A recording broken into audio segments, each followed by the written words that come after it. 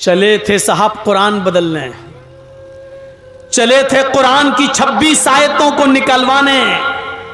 कसम खाया था कि मैं इस कुरान को बदल के रहूंगा, इस कुरान को चेंज करके रहूंगा, इस कुरान को हटा के रहूंगा, 26 आयतें उसकी निकलवा के दम लूंगा। चला था कुरान बदलने, अल्लाह ने ऐसा बदला कि मेरी किताब को बदलने का सपना देखने वाले, देख मैंने तुझी को बदल डाला। तेरी औकात क्या है कुरान को बदलेगा? तू 26 आयतों की बात करता है। तू अगर मरने के बाद 26 मर्तबा जिंदा होकर, 26 मर्तबा भी मरकर 26 मर्तबा भी जिंदा हो जाए और 26 मर्तबा जिंदा होने के बाद भी अगर ये चाहे कि हम 26 आयतें बदल दें, तो 26 आयतें तो बहुत दूर की बात, कुरान के 26 लफ्ज भी नहीं बदल सकता। और 26 लफ्ज तो बहुत दूर की बात, कुरान का एक नुक्ता भी इधर से उधर नहीं कर सकता। अल्लाह ने ऐसा बदला कि वो बेचारा एक मंदिर में जाके शरण लेकर हवन करते हुए पूजा कर रहा है और अपने माथे पर टीका लगा रहा है। और उसने भी ये साबित कर दिया कि अब हम पूरी तरीके से बदल गए हैं, अब इस्लाम से हमारा कोई ताल्लुक नहीं है। लेकिन जिसने अपने आप को पूरी तरीके से बदल लिया, आज वो ये समझ रहा है कि मैं बदल गया, आज वो समझ रहा है कि मैंने इस्लाम को छोड़ दिया, आज वो ये समझता है कि मैंने पूरी तरीके से चेंज हो गया। लेकिन वही नारायण, जितेंद्र नारायण त्यागी जब जब पेशाब करने के लिए बैठेगा, अल्लाह की कसम वो यही सोचेगा कि मैंने अपने आप को तो बदल दिया, लेकिन ये खतना भी बदल जाता तो अच्छा होता। ये मेरे नीचे का हिस्सा, मेरी नीचे की मशीन भी अगर चेंज हो जाती तो अच्छा होता। वो अपने आप को गालियां देगा कि हमने सबको बदला, अपने आप को बदल दिया, यही नहीं बदल पाया मैं। मोदी जी को फोन कर रहा होगा बार बार, दुनिया में कहीं भेज के हम ये खतना बदलवा दो, ये सही करा दो। और हुकूमत की तरफ से फोन जा रहे होंगे फ्रांस, जापान, ऑस्ट्रेलिया, लंदन, कोई ऐसी सर्जरी निकालो कि उसका खतना सही हो जाए, जैसे इंसान नॉर्मल तरीके से पैदा होता उसी उस पे आ जाए। लेकिन दुनिया में ऐसी कोई सर्जरी ही नहीं है। शायद दूसरे मुल्कों के लोगों ने फोन पे कह दिया होगा, मोदी जी जैसा है वैसा ही रहने दो, अगर सर्जरी करवाई तो पूरी की मशीन गायब करना पड़ेगी, फिर ये बेचारा ना मर्द ही रहेगा ना औरत, बीच वाला कहीं ना बन जाए, इसलिए उसको ऐसे ही रहने दो। अब आप देख लीजिए कि उसको अल्लाह ने कहां पहुंचा दिया। वो पूजा करेगा, अपने आप को हिंदू समझेगा, मूर्ति के सामने झुकेगा, अपने आप को हिंदू समझेगा, पंडितों के बीच में जाएगा, अपने आप को त्यागी समझेगा, ब्राह्मण से अपने आप को समझेगा। लेकिन जब वो पेशाब करने के लिए बैठेगा तो सोचेगा ये नहीं, अभी मैं पूरी तरीके से हिंदू नहीं हूं। लैट्रिन करने जाएगा तो उसकी नजर पड़ेगी, कम बखत ये चीज कैसे बदली जाएगी, अपने आप को तो बदल दिया, ये नहीं बदल पा रहा हूं मैं। ये चीज उसको जिंदगी भर कोसती रहेगी, ये चीज उसको जिंदगी भर एहसास दिलाती रहेगी, और वो खुद सोच रहा होगा बेचारा कि ये मेरा क्या हो रहा है, ये क्या हो गया, और जिंदगी भर ये चीज उसका पीछा नहीं छोड़ेगी। इसको कहते हैं मेरे भाइयों ऊपर वाले की मार। बदलने के बावजूद भी वो ये नहीं कह सकता है कि मैं पूरी तरीके से बदल गया।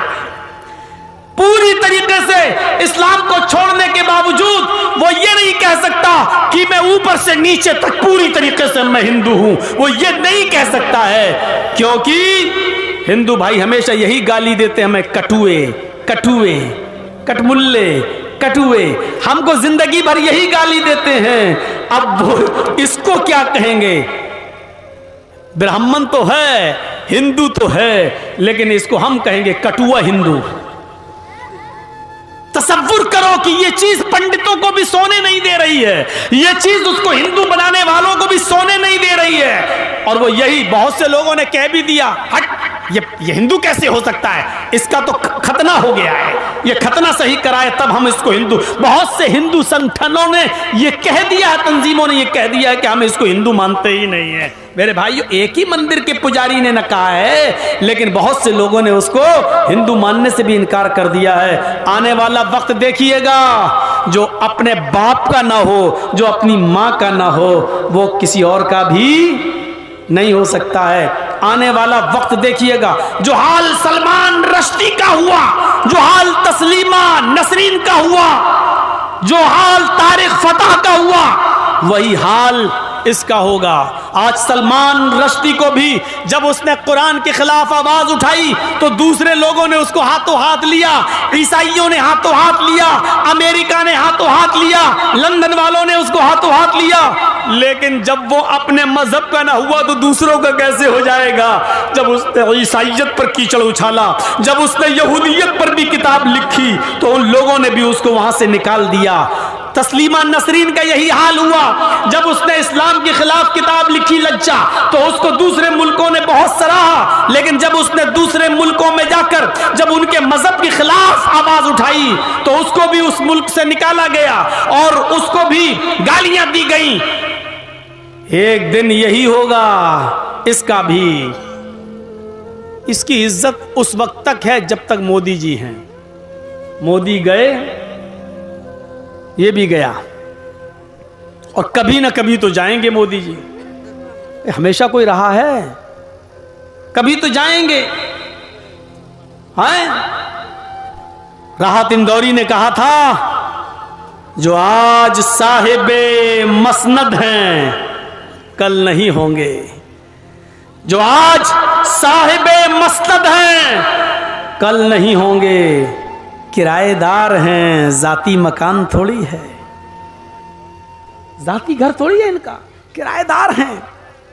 कल किराएदार जो मालिक होगा खाली करा लेगा। एक दिन जनता अपने वोट से आपको हटा देगी, और जब हटाएगी तो इसकी भी कोई वैल्यू नहीं रह जाएगी। हर चीज का एक वक्त होता है, इंतजार होता है।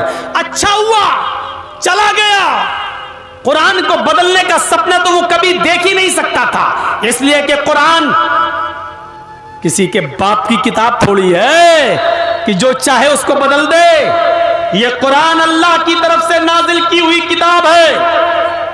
दुनिया के सारे ईसाइयों को चैलेंज, दुनिया के सारे यहूदियों को चैलेंज, दुनिया के सारे हिंदुओं को चैलेंज। हम मुसलमानों को भी कहते हैं, आइए उनकी तरफ से मैं आवाज उठाता हूं, आओ अपनी अपनी किताबें लेकर।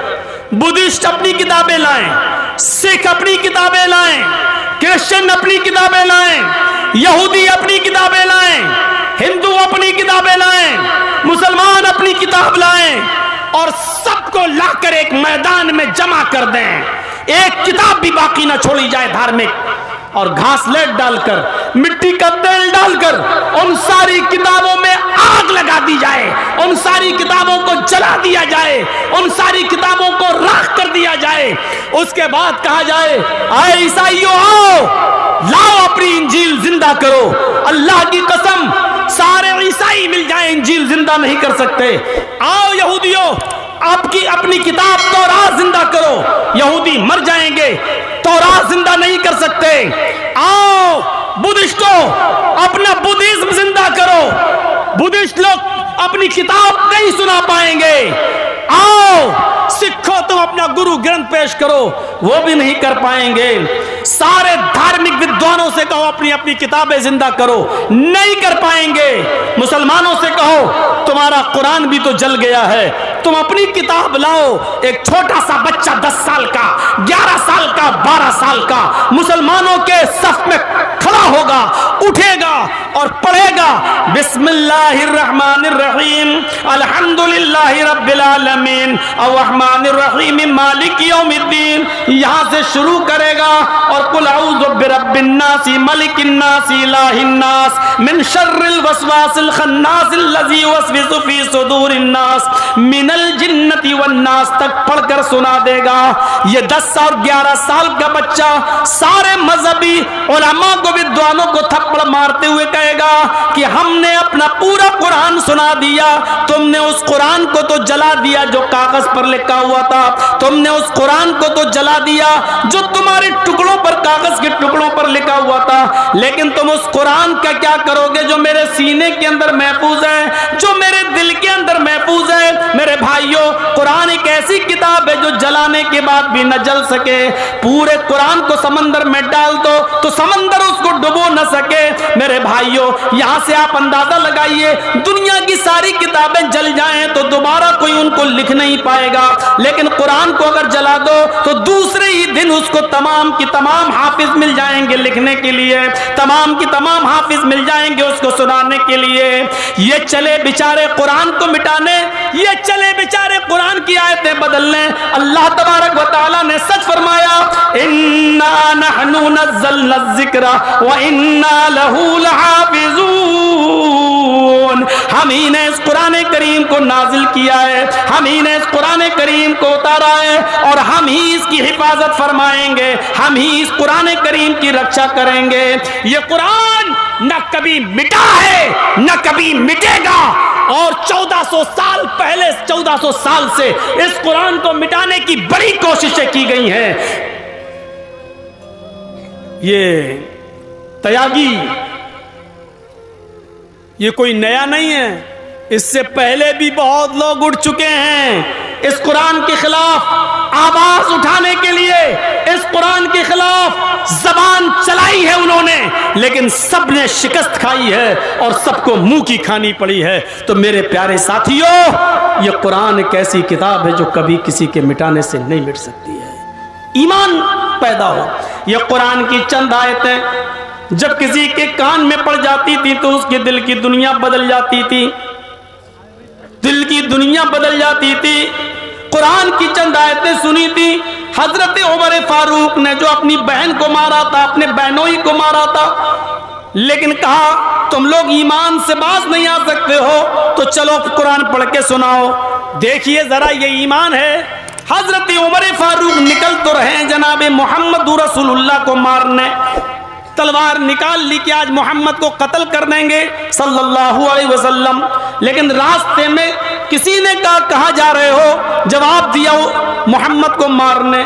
बहुत परेशान कर रखा है, आज जड़ ही को खत्म कर देंगे, ना रहेगा बांस ना बजेगी बांसुरी, आज मोहम्मद ही को कत्ल कर देते हैं। उस आदमी ने कहा मोहम्मद को कत्ल करने से क्या फायदा, तुम्हारे घर में तो तुम्हारी बहन और तुम्हारे बहनोई, तुम्हारे जीजा भी इस्लाम ला चुके हैं। सुनो, अगर ये बात गलत निकली तो बहुत बुरा होगा, हम तुम्ही को कत्ल कर देंगे। हाँ हाँ जाओ पता लगाओ पहले। हजरत उमर ने रुख बदल दिया और बजाय मोहम्मद रसूलुल्लाह के पास जाने के अपनी बहनों बहनोई के पास गए, दरवाजा खटखटाया, घर के अंदर दाखिल हुए, पता चला कि ये कुरान पढ़ रहे थे। पूछा क्या पढ़ रहे हो, जवाब दिया कुरान। मारा बहनोई को, इतना मारा कि खून बहने लगा। बीवी यानी उमर की बहन अपने शौहर को, अपने पति को बचाने आई। क्या कर रहे हो, बचाने आई तो अपनी बहन को भी मारा। हजरत उमर ने इतना मारा कि उनके जिस्म से भी खून निकलने लगा, लेकिन बहना सीना तान कर खड़ी हो गई और कहती है उमर तू क्या समझता है, तेरे कोड़े, तेरे डंडे क्या मुझसे मेरे रब के ऊपर का ईमान छीन लेंगी, मुझसे मोहम्मद रसूलुल्लाह का दीन छीन लेंगी? नहीं। अरे उमर होश में आ, तू इतना मार कि मैं मर जाऊं, और मरने के बाद भी मेरे जिस्म के टुकड़े टुकड़े कर दे और मेरे जिस्म के टुकड़ों को भी कुत्तों को खिला दे, इसके बावजूद भी मैं मोहम्मद के दीन, मोहम्मद के रब के ऊपर से अपना ईमान नहीं हटा सकती है। नहीं। हजरत उमर ने देखा ये तो मेरा नाम लेने लगी, जो जिंदगी भर मुझे भाई भाई कहती थी, आज उमर कहकर पुकारने लगी, आज उमर कहकर ललकारने लगी, आज उमर कहकर इसने मुझे ललकारा है, आज उमर कहकर इसने मुझे, आज उमर कहकर मुझे पुकारा है, आज इसने भाई बहन का रिश्ता तोड़ दिया है। हजरत उमर समझ गए कि ये मेरी बहन के अंदर मेरा डर अब काम नहीं आ रहा है, इसके अंदर कोई ताकत है जो घुस गई है। कहने लगे अच्छा तुम नहीं मानोगी, अच्छा जरा लाओ तो वो कुरान जो तुम पढ़ रही थी जरा मुझे भी तो सुनाओ, उसमें क्या लिखा है। कहा कि तुम नापाक हो, पहले गुस्ल कर लो। हजरत उमर ने गुस्ल किया। एक हदीस में आता कि पहले तुम वुजू बनाओ, वो वुजू बना के आए या गुस्ल करके आए। फिर बहन ने कुरान की चंद आयतें उनके सामने पढ़ी। बहन ने जो उनको पढ़ा रहा था उनसे पढ़वाई। चंद आयतें ही अभी उमर ने पढ़ी थी, चंद आयतें अभी उमर के कानों में गई थी कि हजरत उमर फारूक की दिल की दुनिया बदल गई और कहने लगे बस बस बस, अब चलिए मुझे भी मोहम्मदुर रसूलुल्लाह के पास लेकर चलिए। इस कुरान की आयतों को सुनकर मुझे महसूस हो गया है कि ये किसी इंसान का कलाम नहीं है, लेके चलो। अल्लाह के रसूल के पास जाता हूँ और मैं ईमान लाता हूँ। मेरे भाइयों, जब अल्लाह के नबी सल्लल्लाहु अलैहि वसल्लम के पास ये पहुंचे, दरवाजा खटखटाया, पहले कान लगाया, कान लगाकर सुना तो जानते हो अल्लाह के रसूल सल्लल्लाहु अलैहि वसल्लम क्या तिलावत कर रहे थे। अलम यानि लिल्लज़ीना आमनू अन तख्शअ कुलूबुहुम लिज़िक्रिल्लाह, क्या मोमिनो अभी तुम्हारे ऊपर वो वक्त नहीं आया कि अल्लाह का नाम सुनकर, अल्लाह का जिक्र सुनकर तुम्हारे दिल कांप जाएं, तुम्हारे दिल लरस जाएं। हजरत उमर ने कुरान की आयत सुनी, दरवाजा खटखटाया, झांक कर देखा तो सामने हजरत उमर है और हाथ में तलवार है। झांकने वाले ने कहा अय अल्लाह के नबी, हजरत उमर बाहर खड़े हैं और उनके हाथ में नंगी तलवार है, नीयत खराब लग रही है। हजरत हमजा आगे बढ़ते हैं और दरवाजा खोल कर कहते हैं ठीक है मैं देखता हूं कि कौन है, अगर अच्छी नीयत से आया तो ठीक, नहीं तो उसी की तलवार से उमर की गर्दन काट देंगे। ये कहते हुए दरवाजा खटखटाया, हजरत हमजा ने उनकी गर्दन पकड़ ली और उनको मरोड़ लिया कि उमर किस इरादे से आए हो।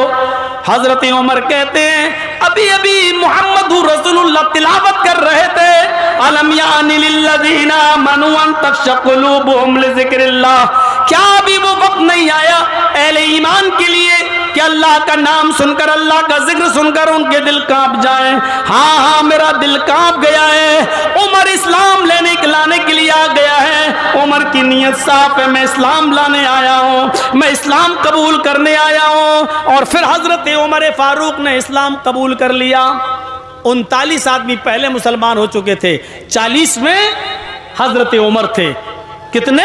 40 में हजरत उमर। आज जिंदगी में पहली बार नारा लगा। 39 आदमी जब मुसलमान हुए तो नारा नहीं लगा, लेकिन 40 में जब हजरत उमर इस्लाम लाए तो सहाबा में इतनी जोर का नारा लगा कि पहली बार ज़ैद इब्न अरकम के घर से ये आवाज गूंजी और बाहर निकली, आवाज आई लिल्लाहि तकबीर, और सबने कहा अल्लाहु अकबर। अल्लाहु अकबर का नारा बुलंद होता है। हजरत उमर फारूक के इस्लाम लाने के बाद यह आवाज पहली बार किसी के घर से बाहर निकली, अल्लाहु अकबर की जोर से आवाज।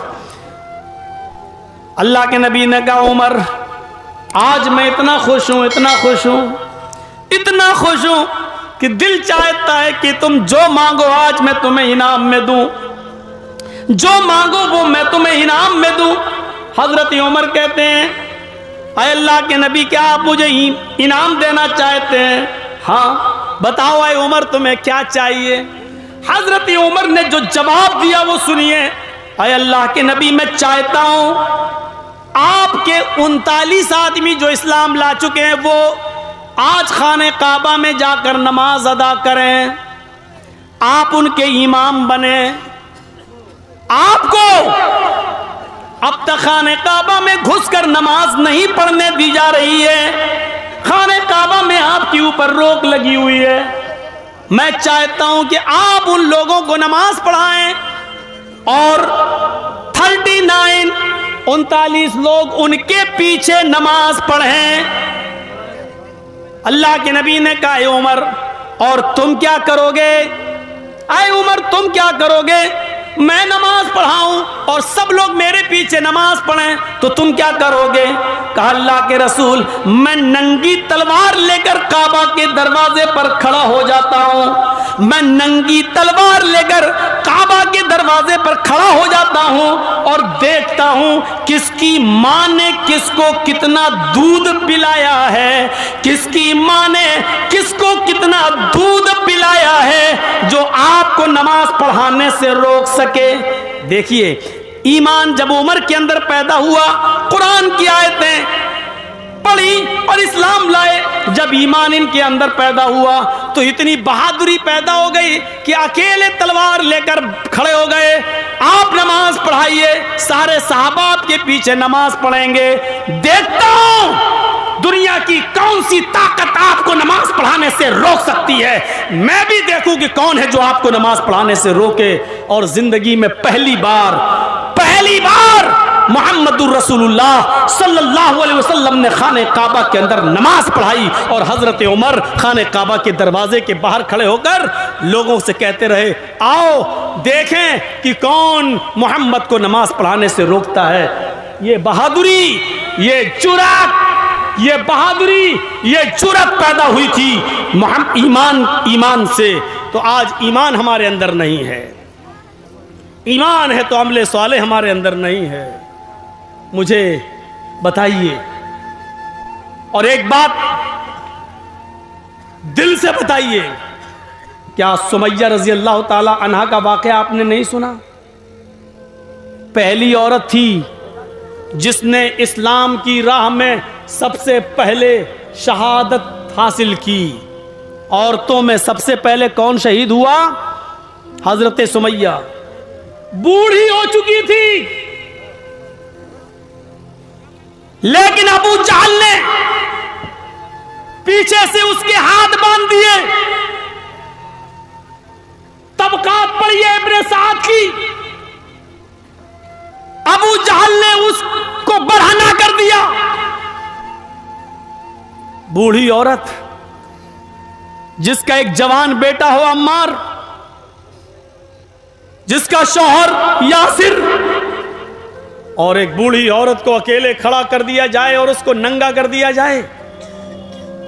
और अबू जहल और उसका पूरा लश्कर सामने खड़ा है और कह रहा है कि देख सुमैया, सिर्फ मोहम्मद के रब को छोड़ दे, मैं तुझे इनाम से नवाज दूंगा।